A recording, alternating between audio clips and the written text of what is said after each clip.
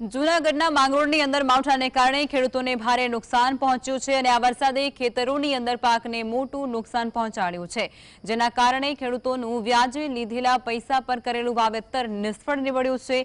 આ પરિસ્થિતિને પગલે ખેડૂતો દેવામાં ડૂબી ગયા છે અને તેમણે સરકાર પાસે વળતરની માંગણી કરી છે।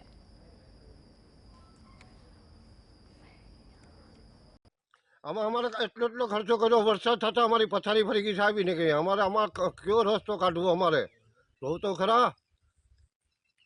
શું વાવેતર કર્યું? અડદ ને મગ કર્યો, આટલે ઉગી ગયા અને હવે હરિયો તો એ ઉગી ગયું।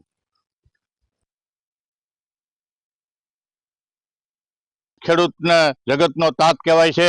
જગતનો તાત બધું જે સહન કરે છે અને કુદરતી માવઠાના કારણે એક ખેડૂતને વીઘે લગભગ 15 થી 17 મણ અડદ, આ ભાવમાં ગણીએ તો 15 થી 20,000 અને વાર્ષિક રીતે હિસાબ કરીએ તો ખેડૂતોને પારાવાર નુકસાન થયું છે। ખેતી હળ છાતી બળદથી કરવી અને ટ્રેક્ટરથી કરવી બધી નુકસાની ગઈ છે।